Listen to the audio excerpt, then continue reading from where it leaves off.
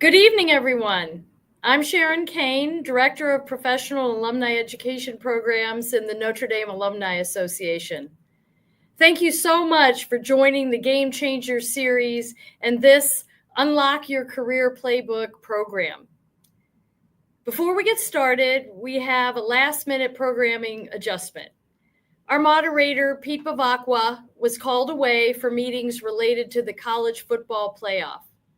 We were very much looking forward to having him with us tonight, and he sends his regrets. But as is true in sports and life, we have a substitution, and an all-star substitution at that. I'm excited to introduce Ron Powless, who you might recognize as the 4-year starting quarterback and 2-time captain for the Fighting Irish from 1994 to 1997.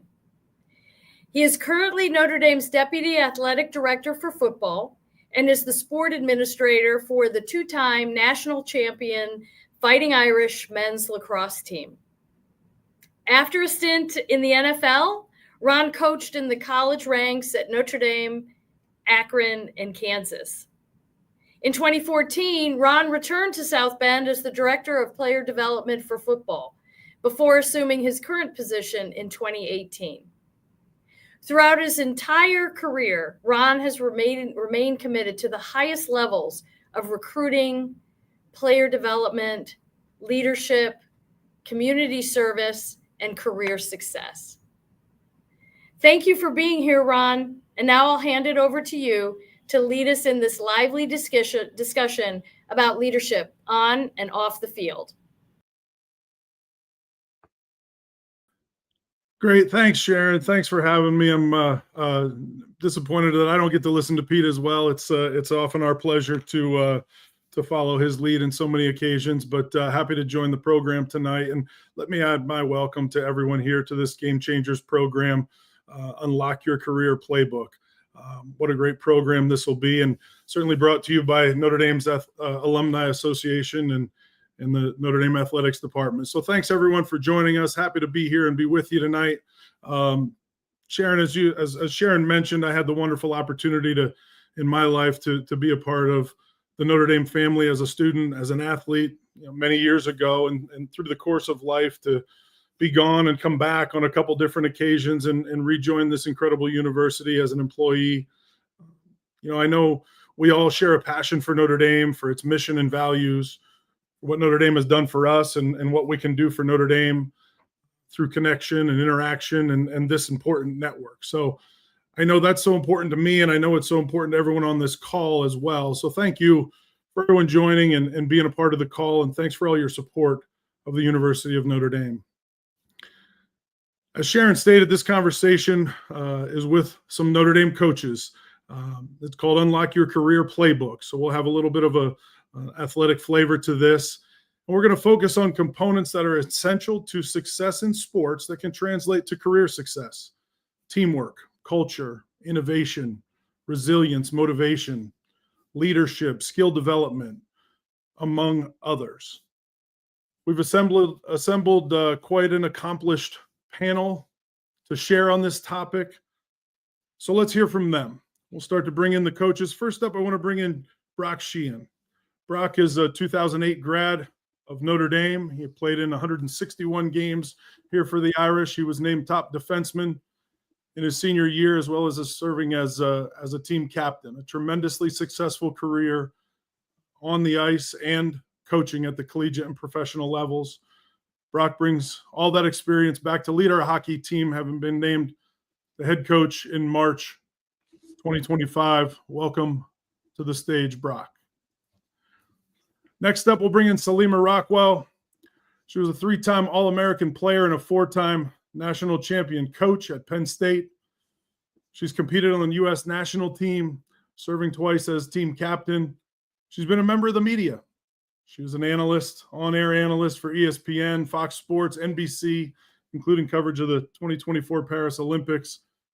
Another incredible knowledge base to bring to lead our volleyball program. She was named head coach in 2022. Welcome, Salima. And finally, Gia Kavraskelia. Gia is one of the most decorated coaches in the history of Notre Dame athletics. including a record 6 national championships. He's been named National Coach of the Year on multiple occasions. He's got an incredible track record of coaching at the collegiate and Olympic level. He's our head fencing coach since 2014. Welcome, Gia, to the stage. Thanks for having you.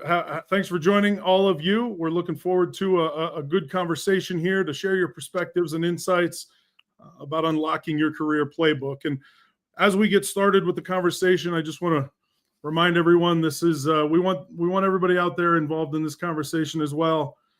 Please use the online chat feature to submit some questions, and at the end we'll find some time to ask and answer some of those questions. But in the meantime, let's get started with some conversation considering team and teamwork, development of talent. You know, we can have the best plan in the world, but you got to have teamwork, and you got to have good players, good athletes, good participants to do that. It transcends sports and moves into the career world. So Salima, we'll start with you. How do you identify talent? How do you identify and recruit and try to attract that top talent to your team in the University of Notre Dame? Oh man, it's first of all, I want to say it's awesome to be here. So thanks for having me on this panel. And if I have a weird head tilt, it's because I have a glare apparently on my glasses. So I'm going to leave my head up this way. But it is, it's a really good question because it encompasses so much. When you're recruiting talent, obviously you need the top athletes, the best volleyball players to put on the court, but there's so much more than that. And, we're always looking at the entire athlete. I think that's sometimes what student athletes don't realize, that we're looking and watching when they may not even realize we are. And it's how they interact, how they're interacting with their parents on the sideline, how they're responding to a coach when things aren't going well. Are they coachable? There's so many intangibles that we look for that makes the entire athlete. Notre Dame's a special place, and I know Brock and Gia can speak to so much more with their years of experience here. But it's got to be a fit, right? There's got to be an absolute fit of alignment in what we're all about at Notre Dame. So, when you think about and you talk to businesses or talk to someone that's in a different profession, you always have your own philosophy, your own, whether it's your company's, your personal coaching philosophy. Does that align? And once you start getting things in alignment, I think it helps flush out choosing and identifying talent a little bit earlier and quicker, and talent that'll stick around, that won't leave for another job or won't potentially even transfer to another school. So we're looking for high quality, high character, always leaning on advice of club coaches that relationships are key, right? Do you know high school coaches and club coaches that can vouch for someone? Because doing your homework and doing your research ahead of time really helps us identify and find the right talent. Brock, do you see it any differently? You were an athlete here, you were a student here, and now you're coaching. Do you see it any differently? How you're trying to attract that top talent? No, it's all very similar. I do think the fit, especially at a place like Notre Dame, valuing what Notre Dame has to offer and understanding that obviously we want elite hockey players. We want young men that want to play at the highest level, that want to play in the NHL, but they also understand that there's more to that. By coming to Notre Dame, you're opening doors, and they have to want to actually be in the classroom, and they have to be a true fit there. As far as like the strictly like talent piece, I think all of our competitors were looking to get the best, most talented players, but for us, are they going to be able to grow and get better as well, right? Like when we're recruiting at a relatively young age. Are they tapped out? Are they the type of person that wants to work to get better, that has an ability to grow within their skill set? Do they have that mindset? And the only way you learn that, and Salima talked about it, is the relationships you have with people that know them well, getting to know their parents, getting to know their coaches in our business, getting to know their agents, advisors, relying on those contacts and having, trusted relationships, so that, in moments where you don't have a ton of time to evaluate, or you're just looking strictly at the on ice skill, you need to know what kind of person that you're getting. And that's important for us as a staff to vet, because if they don't fit here, and they don't want to work and they're not they don't have a capacity to learn or get better, then that becomes problematic. Yeah, you've got the most experience here at Notre Dame on this panel. You've been recruiting prospects for quite some time, and certainly identifying top talent. Specifically, like how do you find that top talent? How do you go looking for that, and how do you identify it? You're obviously in a specialized sport, and so how do you go about that? How do you approach finding the right fencers to be a part of Notre Dame? Thank you so much for inviting me and being on this panel. Every time I sit right next to Salima, I feel like my cool factor goes up. Truly, she's a legend. And Brock gonna be amazing. You know, what I see, demeanor and his personality. Notre Dame is so lucky to bring him back and lead this program. And Ron, I mean, I think Pete will be very proud of you where you're conducting right now. You are in control. So with the coaches here, you know, when I talk about, I would want to emphasize the teamwork here from all our coaches. You know, what we do, it's all together. It's a combined work of bringing amazing men and women from all over the world. And the quarter of our team consists of the international athletes. So last year we traveled to 18 different countries outside the United States to find out those, to identify, as well as Americans who are competing on that level in the World Cups, and find the best of the best in the world to bring them here. And it's not about the talent, in our opinion here. Everybody's baseline talent, it's a potential. Can we see the potential in a second level talent by identifying with someone else? So we can bring them here and set the expectations and moral values Notre Dame expects. And then the conversation will start after that. And we tell them, okay, if you come here, if you were to be here, those are the expectations you have to follow. And Notre Dame has its own sets of values and direction we need to steer them. And then we'll tell them, in order to be successful, you have to do X, Y, and Z. Could we meet in the halfway? And whenever it happens, then matchmaking to heaven for sure. That's great. You know, there's so much focus in recruiting, and as kids are developing their skills on a youth level and beyond, there's a lot of focus on the self, right? On the talent, on what am I doing? How am I getting better?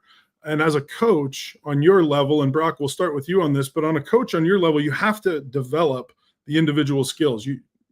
Everybody needs that, and there's focus on that. But you also have to develop the team and get the performance as a team to happen as well. How do you go about balancing the individual development of the athlete or the performer and still maintaining the team model, because we need such high team performance as well? How do you do that together? I think it's a great question. And especially in I'm sure it's in every sport, especially in our world. Like, I think of when I was growing up playing, when I was a player here at Notre Dame, team was everything. Like that hockey is a team sport. If you watch hockey more than any of the other professional sports, you watch the Stanley Cup final last night, the sacrifice, it's all about the team.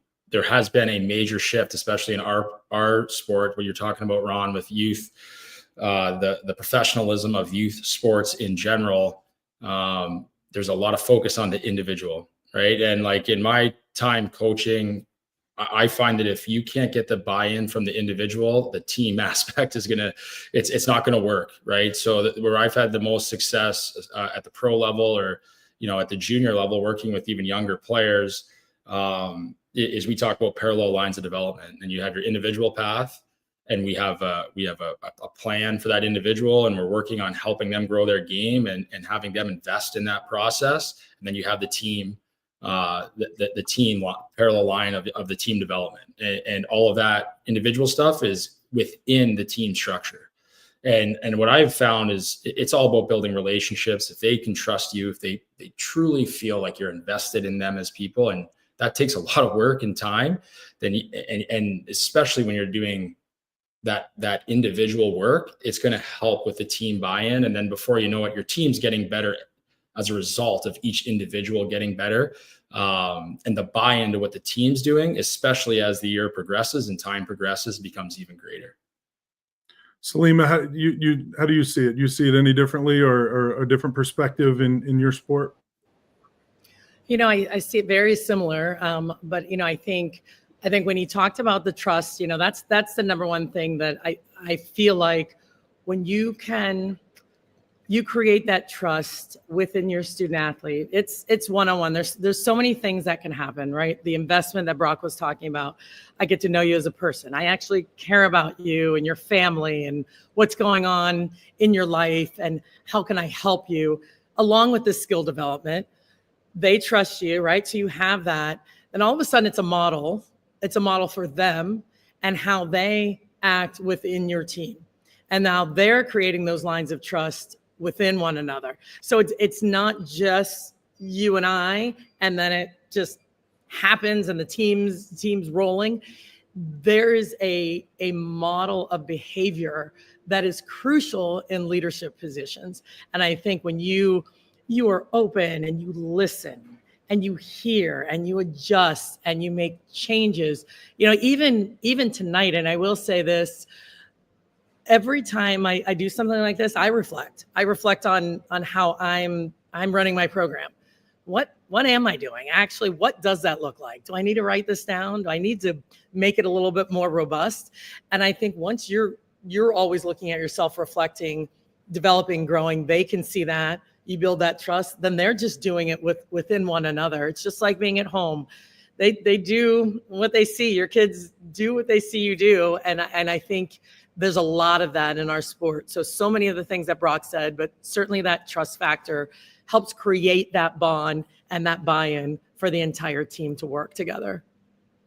Yeah, your sport is seen as a little bit more of an individualized or specialized sport, but you're obviously part of a team. There's strategy of timing and things like that. So how do you that's a unique challenge. It's not 11 people or 9 people or 8 people moving at once. It's a little bit more individuals working for the betterment of the team. How do you lean into teamwork? So I'll throw a little bit of numbers around here. So to succeed and win the NCAAs, you have to qualify 12 individuals. So no team has won with 11 versus others 12. So no matter how great you are, you're still missing the one piece, which is the 23 extra matches. So we have 65 men and women on the team. 32 will travel during year. 24 will go to qualifying events to have a shot to go to NCAAs. Watered down to 12 athletes go to NCAAs. It's a lot of shrinking throughout of years, throughout of 1 year. So it's really hard to motivate everyone to buy into the program and give 100% every single day for good of the team. And Brock mentioned, and Salima, the word trust and investment. It has to be selfless, and it has to be catered to each of one of them with fully in the kids' benefits and their growth, and you'll get the kickback. It has to be give and take. If you give and you give as much, and you're gonna get back. So giving the selflessly 100% and having that staff who could identify those values and commit to their development and their well-being, 100%, that the keys for success. Obviously, individual sport like fencing would actually comprise it as a team at the end. I had situations then I would have gotten a phone call at night and someone was struggling, and I would have been on my way to their dorms. I get there and my assistant coaches are already there. Yeah. So that's what makes this place so unique. And also, trust investment is one thing, but university also provides such an incredible umbrella of devotion one to another. So we're so lucky to be in the place, and people truly care more than anywhere else, in my opinion. It's my 20th year at university, and I still drinking the Kool-Aid and realizing how special this place is. Well, I'm with you, Gia. No, that's great. And as we're talking teamwork, and that part of the conversation kind of evolved from talent and the recruiting to teamwork and it leads kind of into the next topic we want to get to, which is culture and the standard and how do you maintain that? And you guys you leaned into it a little bit there and talking about trust and in the investment in one another. So everybody has this selfless attitude to be one. And what we're describing when we're describing teamwork, it sounds like culture is what you're getting to, and the culture to activate that way. So Lima, do you, when you're considering culture and teamwork and the things that we were just talking about, is there tricks of the trade? Is there some special things you do? Do you have any kind of team building activities or anything that gets them going in a way to not only build the team, but enhance the culture? Yeah, I think any way that we can get them to get to know one another better and the best way possible always helps. And, again, I've been in the corporate world too. We do little meetings and you do icebreakers and team things, and those things are real and they can help. And if you're fortunate enough to be with a team consistently, you can do these things over and over time. And I think one of the biggest things, there's a couple of things, I won't talk too long, but one thing that I love to do with our team is really get them together and have them discuss openly what works, what motivates them, what type of communication from another teammate actually gets a response out of them. And some players, some people need a, hey, smack on the butt or whatever it is. And it's, hey, let's get it going. And you've got this. Or somebody wants, you got to tell them you're going to pump them up, get in their ear. Somebody wants to say, hey, let's calm down here now. And they'll tell you. And I think that's one of the biggest things and certainly in our sport, when they start to feel close to one another, they don't want to hurt, they don't want to offend each other. So they're not sure how to hold one another accountable. How do you get the most out of one another? So the culture becomes one that we understand each other well. So we'll do these little team activities where they're understanding one another, how to get the most out of each other to create this whole team thing. Putting the team first, obviously in our sport, that's everything. We don't function one without the other. And I think the other thing that we like to do is let's have the team come up with this. What are our pillars? Who are we as a team? And what's non-negotiable, and how we operate as a program? What are our standards, our goals? So then when, they get on the court, they know they're invested now. We talk about us being invested in them. Now they're invested in the whole process of this culture that we're trying to build. And it's really a powerful thing when they take some ownership in that process of building the culture. Brock, have you in your coaching career and as you get going here at Notre Dame as the head coach, do you envision or have you experienced that type of buy-in, getting the team, the players, the athletes, the participants involved in the pillars, in setting the standards and setting the culture? Is that something you've been around? Yeah, it's something that honestly, like the foundational culture that's set at Notre Dame hockey, I would say came in when Coach Jackson came in, and a big piece of that was our group, like literally writing down what those foundational pieces are. I think that's important. What I've learned, like to get true buy-in, it has to do with consistency and communication by the staff. It has to do with what actions are being done day to day by staff and the players. Like it's one thing to write things down. It's another thing to truly be bought in and be intentional and be invested every day. Like that's really what a good culture is, right? And it doesn't mean that things are going to be perfect all the time. And to Slima's point, I think it's gotten harder and harder for people to challenge one another in a healthy way. And I think that's our job.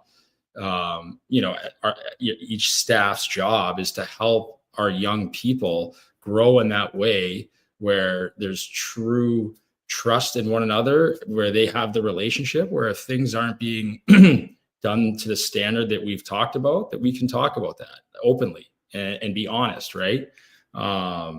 And again, all this goes back to the relationships that you have that have been built from the coaching staff to the players, player to player, player to coaching staff. And that to me is a lot of work, and it's day-to-day work. It's not one-offs. It's not, yeah. And that's where, like, I do think, having your pillars and having, certain team building activities, there is a positive to that, but they're fleeting. Like, those things kind of drift away. It's the day-to-day interactions. And that's been the biggest thing that I've communicated early on in this process to our group, and challenge them to be a connected group as a whole, not a bunch of pieces fractured. That's great. Gia,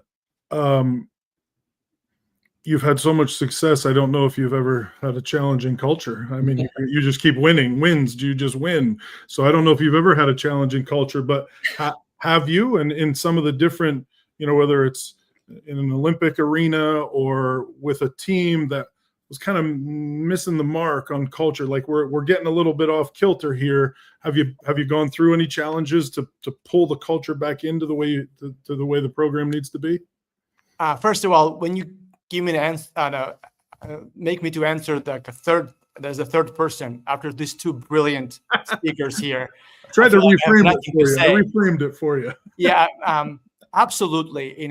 Challenges, monumental challenges. You don't get there to the path we are right now, and it's nothing to brag, but sustaining success, it's a part of the hard labor.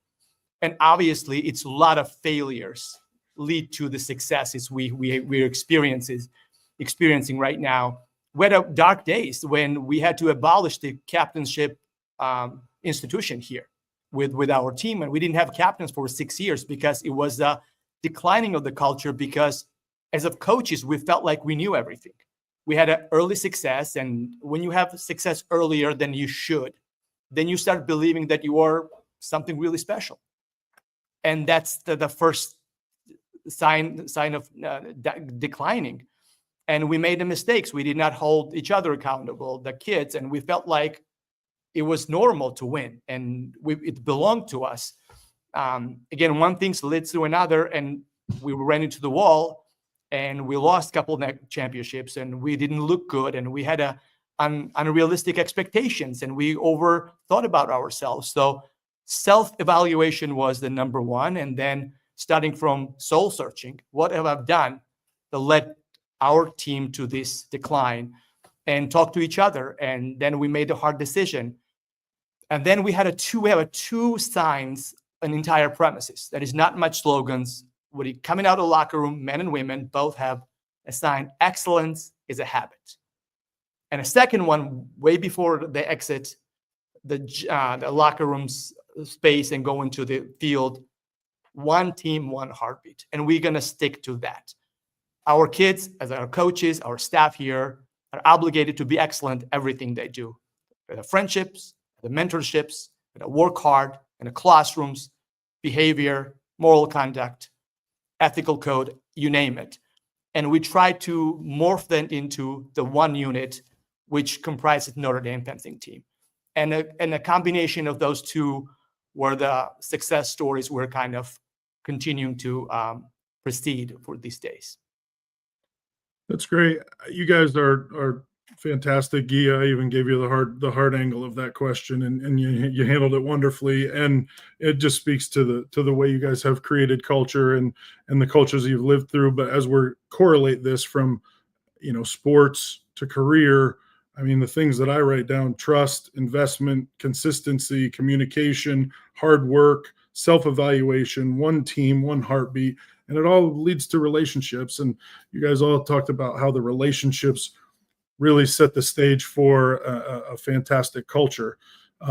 We need culture and we need teamwork and culture in any arena that we're going to compete, whether it's in the athletic world or in the business world. But we need leaders as well. We need leaders. There's not, some walk in the door and you say that's a leader. And others, you have to help get it out of them. You have to drag it out of them. So, or help develop them. And especially, sometimes a roster is young. Sometimes, don't have the leadership at the top you want. And Guy, I would start with you. How do you cultivate leadership? How do you bring leadership to the forefront, kind of on the individuals on your team that can represent the whole team? In my opinion, the title does not equate to the leadership.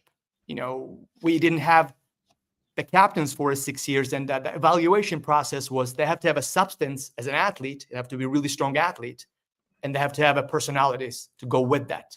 And if we don't have that one, we just choose not to have a captains. And everyone leads with their examples. Leaders defined how they accomplish the mission and if they care for the others. And if those two don't correlate, we don't have a leaders. And we had 4 out of 10 years that we had incredible captains, and they led the team with the pride and with the success. And sometimes we don't. So we'll invest with everyone's development. We bring the Navy SEAL team here, and we do the training with them to teach us what it takes to help each other during adversity, what it takes to self-sacrifice for the others. Do you have those traits to be able to do that? At the end of the day, we give them, and if those virtues resonate, we put them to the leadership position. Other than that, we move on and we search for the next one. That's great. Well, I'm going to take this a different angle for you, Salima. As a leader yourself, all 3 of you coaches are leaders. And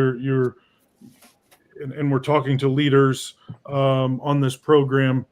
You have to balance your life and your leadership and your work and family. And how do you do that? How do you change gears? How do you lead and not get inundated with work only? How do you create a work-life balance? Can you? Yeah, it's a good question. It's a difficult question. It's one I've been asking myself for a very, very long time. I think it's just a mistake to feel like you have to have this 50-50. I'm balancing everything perfectly. For me, I used to carry so much guilt when I started coaching, being gone from the kids and being away, and you have to grind when you're coaching, when you're working. You really do, to do it right and to do it well.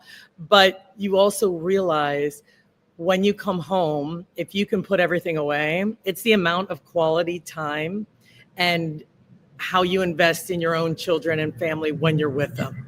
I mean, that was one thing my husband used to always say. He's like, you're a way better parent than I am, because I'm around so much and I'm just like, I'm over it. And you come home and you're locked. You want to talk to them about things. You're interested in everything that's going on. So it's really interesting. But you do have to figure that out over time. And at a certain point, it's like, okay, what's important right now? What's most important in my life right now? And you have to make some decisions. And I've gotten a lot better over the years, but it certainly wasn't perfect at first. Really doing my best to let things go. And that's either with the staff and delegating. I wasn't a great delegator before because I'm a control freak and I had to make sure everything was fine. But, I'm so fortunate now to have a staff that's elite, and I can let go of some things a little more easily. So the leadership, that piece of it, when you're working with your team and trying to balance home or just personal life, it's really important. Your mental health and your mental state really carries over to your team, the stress that's involved. And if you can figure that out, whether it's with meditation or quiet things in the morning or having a routine yourself. For me, if I work out in the morning, I have a great day. If I don't, and it doesn't have to be crazy. I'm not grinding. I'm not doing burpees anymore. That ship sailed, unfortunately. I used to be really good at that. But that's me and that's my routine. So finding that routine that works for you, that allows you to be grounded in both spaces of your life. It's cyclical, right? Like sometimes you're going full tilt one way or the other, and you got to find the balance. There's no doubt about it. A few last questions for each of you here as we get set to bring on some questions from the crowd out there. I'll start with you, Brock. While we're on the topic of leadership, who's a leader? Who's a leader in your past, or who do you want to emulate, or who do you look up to, or who's been a great leader for you that applies to your coaching career? Yeah, that's like, I've played for a lot of good coaches, elite people. The person that I want to emulate, or I've always tried to emulate, is outside of that. It's my grandfather, my papa. That's what we called him. He was like I'd say influential person for me as far as just how to live your life and the type of person to be, and how to interact with other humans. And he loved hockey. Like he played way back in the minors, and really funny stories before the NHL draft. Like the Boston Bruins came to his house in Fort Francis, Ontario, and they like gave him a jacket and paid for some groceries for his parents. And that's how he got into pro hockey. Totally different time, but he just, he always listened. And when he listened, like, you knew he was there and paying attention. And I think that's something that I try to do really well. And I think that it's our job as coaches in our roles to truly be there for our athletes. And he was always there for me. And that's something that has always influenced me, and something that I've tried to emulate in my coaching. That's awesome. Love the people you look up to. Gia, a last question for you here. What's one piece of advice you would give the folks on the call here that are listening? What's one piece of advice you'd give these people to think about in their career as professionals? What would be that advice to someone who's looking to enact the full throttle of their career? Gosh, me giving advice to someone, I must have made the big leagues here. So truly, I will not dare to give anyone advice, but suggestion, I would say. We want to hear from you. I would suggest leave the ego on the side. This is the downfall of everyone. When your ego gets away from the objectives and it takes over, that's where the bad things happen. So with clear heart and empathy and a kindness and love to the others, if you could do that with ego on the side, that would be my only suggestion, not an advice. That's great. Salima, same question to you. Any advice here to the game changers out there? And I love what Gia said, and I'll kind of take that a little different direction. I feel like for all of us that continue, the best players, the best coaches, leaders in the world are always striving to get better. Somebody said at one point, we were talking about winning, and you're not always your best team because you've won a match. I just called a match you were talking about. I'm doing some broadcasting. I'm actually in Turkey right now, so I will tell you guys this. I'm in Istanbul, and the Turkey coach, he was so fired up. They won the rally, they won the set, and my co-com says, "Why is he so upset?" I said, "Well, because he knows they can play better." And I think if you ever get to the point where you think you know it all, or you think you've got it all done, that's the end of your career. That's where it stops. Always striving. And that's how you get yourself and your team to continue to keep pushing. There's a little more gas in the tank. You've got a little more in you. Even after winning national championships, we're coming back saying we can be even better next year. I don't know what that looks like, but that keeps you hungry. That keeps your team hungry. That keeps your staff hungry. How do we just elevate it a little bit more? And you just keep striving for it, keep going for it, and keep working on getting better. That's great. I agree with that 100%. Like, I think one of the whatever mantras, I have very few things like sayings. The battle of getting better is never ending, and I truly believe that. And really what it's talking about is your process. You're not, everyone talks about process and results. Everybody's in, at the end of the day, we're all in a results-based business, whatever it is, whether it's college athletics, whether it's the private sector, whatever you're doing, like the results. But to get those results, you have to have a consistent process, and being able to truly evaluate your process, I think, is hard to do And I think a lot of people really struggle with that. And that's something that I hope to do here with our staff and our players really well. Well, it's great. It's great to interact and talk with you guys. I know we've all talked. I don't know that the three of us have ever sat and talked together so it's great to have conversation with you. I know there's some questions from the audience that we want to get to and let you get on some specifics from their questions. So we'll look for an opportunity here to select a couple questions and finish this off here in a bit. Here comes Sharon. And our audience wants in on it, so we've got some. I'm going to start this off. Harry Peluso is asking, what are some good practices you've seen from your players and how they keep each other accountable? So much of work and life is, we're responsible for ourselves, but how do we keep each other while maintaining that sense of team? So, Brock, I'm going to ask you to start that one.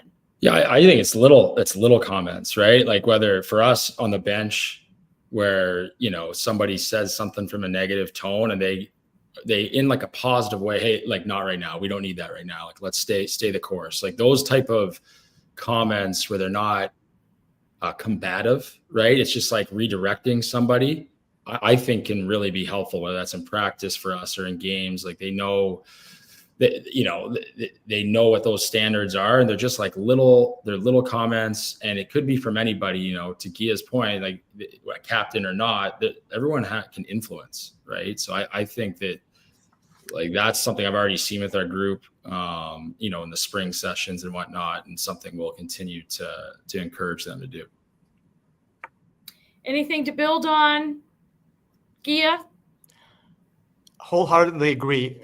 The positive encouragement and the truth has to be truth. Again, truth could be done the brutal ways or the positive ways, but if they're truthful to each other and honest about it, nothing should be taken personally, and everything has to be directed, because even they're 18 years old, they're professionals to their craft.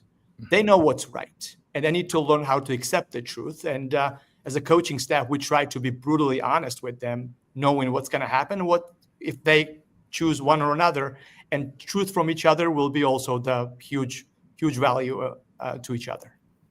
Yeah, wonderful. Appreciate that so much. So many good questions coming in here to touch on some of this. So to build on what we've touched on so far,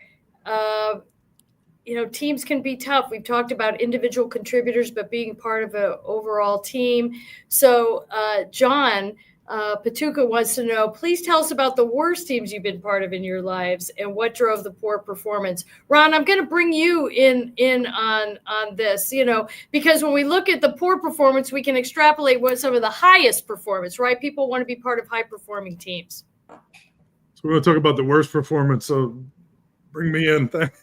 Sorry, Ron, you've got broad shoulders. No, I'll tell you, and it's a reflection of what these great coaches have talked about. I think the most challenging or challenged teams and that I've been a part of are teams that they lose their way of culture and teamwork. You wind up with selfishness and focusing on self instead of team, focusing on outcomes instead of process.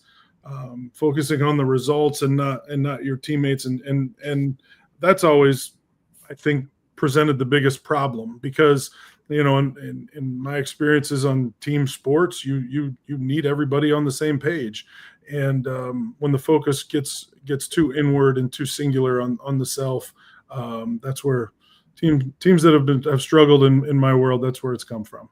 Wonderful. Salima.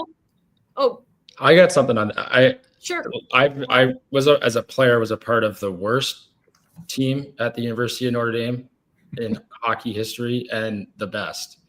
So I think, and a large portion of the team that won 32 games as my junior year won 7 games as freshmen and sophomores and whatever, and juniors. So just to the margins are thin.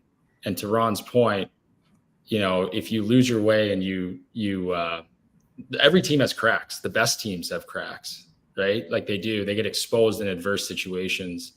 So, whether it's the coaching staff, the leadership, the group in general, if they can lean into adversity and learn from it, you can get out of it. If it consumes you and you have the wrong approach, it can break you. And in the competitive landscape of all of our sports, the margins are actually really, really thin. Right. I think what you're speaking to is also around resilience. And Salima, you probably have a perspective on that, right? Not every year is a winning season. How do you make your way through and develop that mental toughness and stay positive? Well, it's a challenge doing that, but it comes with so much of what we talked about. And sorry, there's somebody vacuuming. I'm in a hotel. I apologize. Who knew people cleaned at 3:00 in the morning? But that's what's happening. But I think when you look at the process and we talk about growth mindset, and I think it's very important to talk about that when you're looking at an entire body of work, how do you continue to push and to move forward when you're making errors, you're making mistakes? We're talking about accountability. Mistakes are going to happen, lack of effort, not an option. There are things that you have to measure and you have to say, okay, this is what's acceptable and this is what's not. So if we're striving on the same page, moving forward, and don't come out in the end with a W, you have to also define your level of what is success, right? What was a successful season for a young team, for a team that absolutely battled, because you never know how things are going to line up, who you're going to get matched up with at the end, who you're going to get matched up with early. And that's true with everything in life. And so continuing to look forward and put the team, I like to create situations in practice. That's another thing that really prepares them to be resilient in the games, in future games. Like, how are we preparing now? What does that process look like that you're used to getting knocked back just a little bit, whether it's a scoring system, whether it's how we structure a drill. So when you get in the game, the biggest compliment I ever heard about our program in the past was, it's easier playing in games than it is in practice. Practice is hard, and games, it like the whole world opens up. Preparing them through the process builds that resilience. Love it. Well, resiliency is one of those keys to performing high and well over time whenever not everything goes your way.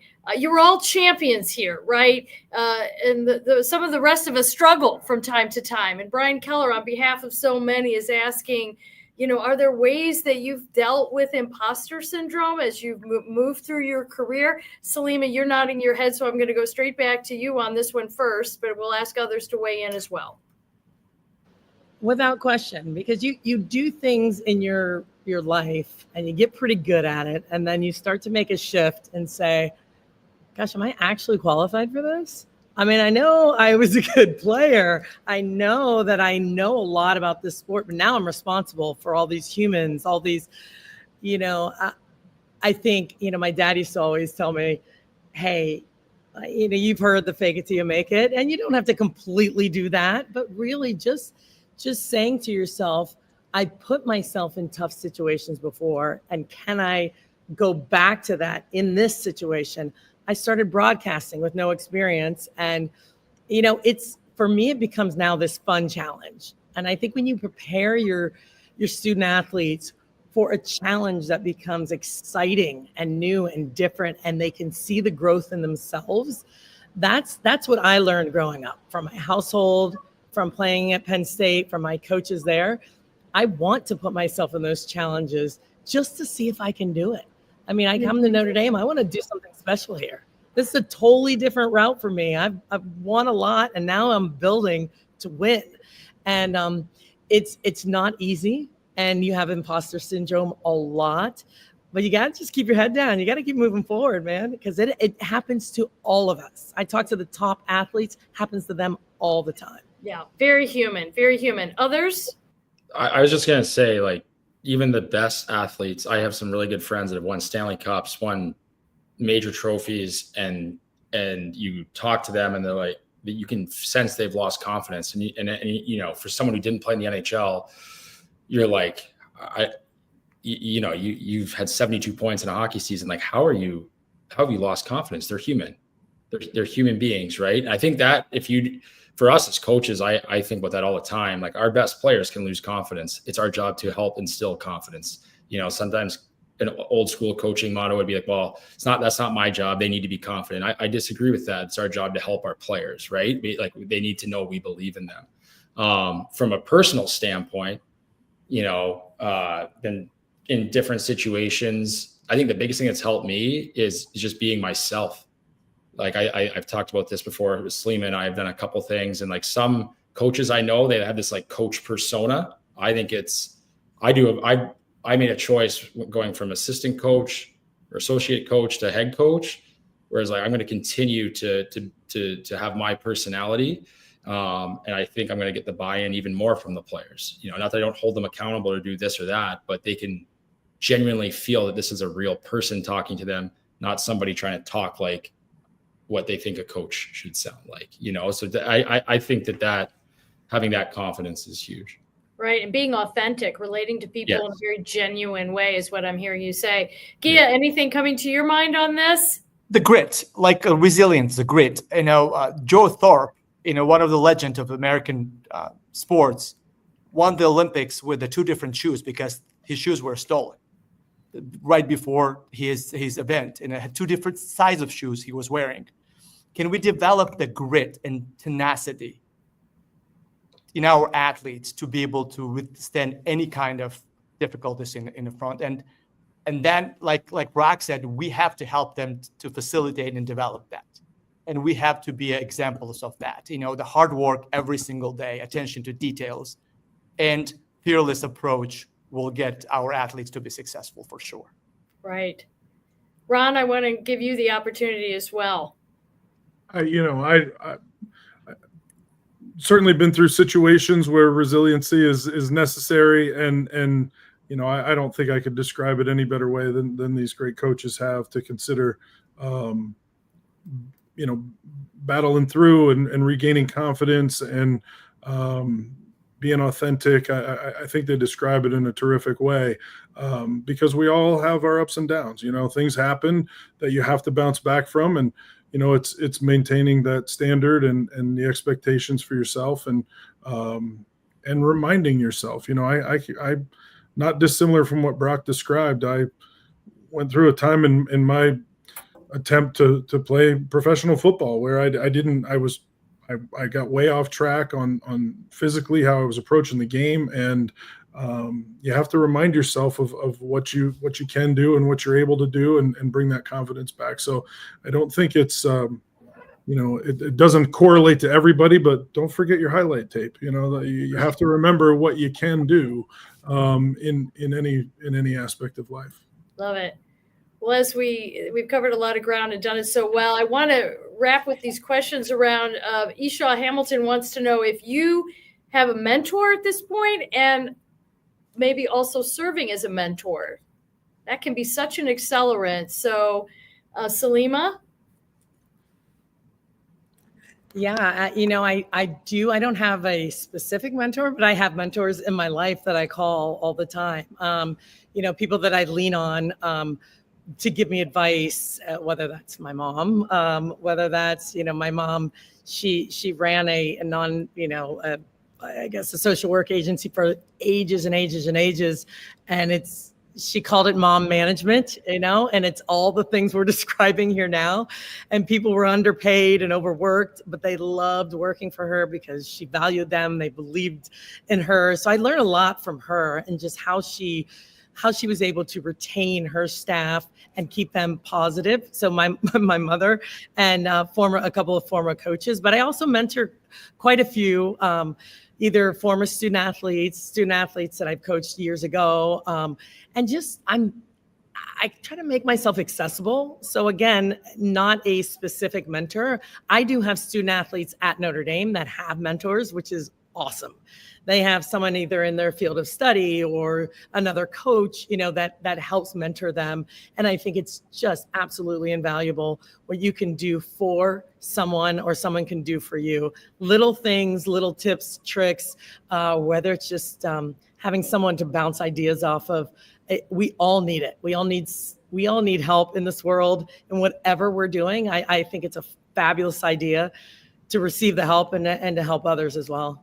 Brock, no doubt you're mentoring your team. You all are. Do you have a mentor? Like not specifically, but I feel like I have so many good relationships with former coaches, like whether it's Coach Jackson, who is just working for, Coach Pooley, Coach Slager, guys that coached me. I lean on those type of people. And then like, as far as, am I a mentor? Like there's a lot of, I similar to Salim, I stay in touch with people I've worked with, played with, or the guys that have played for me, and try to be as open and available as possible. Yeah. Gia? I do have a mentor. My dad was my mentor until he's still alive, but he's not in the mental shape to be able to do so. But I have a friend of mine who accepted and adopted me when I came to States and gave me all the opportunities to become who I am. He lives in Kansas. His name is Boo Hodges. And every time I need advice, I can call him and rely on his honest opinion for sure. Love it. And Ron? Yeah, mentor for so much of my life was my dad. He passed away now about 11 years ago. Incredible mentor to me in the way I thought and considered things. I've been fortunate too. The last two guys, the guy I'm working for now and previously, and Jack Swarbrick, was a terrific resource and mentor in so many ways. And now in a different style and a different way, but an incredible resource in Pete Bevacqua to be a person that I can lean on for thoughts and advice. Wonderful. Well, thank you. You guys have been so thoughtful. You've given a lot of advice. We've covered a lot of territory around teamwork and culture, adversity, grit, mentorship, performance. Thank you for being so generous with your experience, giving insights into others as they make their way through life and their career. There's a lot that you've shared that they can apply. So I just want to thank you, Ron and Gia, Brock and Salima, so much for being part of Game Changers and unlocking your career playbook for all of us who were here with you tonight and who will listen into this in the future. So thank you, thank you, thank you. I want to also let people know that Game Changers, this series, is brought to you by the Alumni Association. It's powered by IrishCompass. IrishCompass is the university's official professional online community for networking, for coaches, for accessing mentors, jobs, and so much more. So we encourage our students and our alumni to be active on IrishCompass, to be helped and to help others as well over the life of career. It really is where we go to tap into that legendary Notre Dame network. So you're going to find Game Changers, the series, on irishcompass.nd.edu, and you can also find it on think.nd.edu. So thank you again for joining us for this Unlock Your Career Playbook. Go Irish.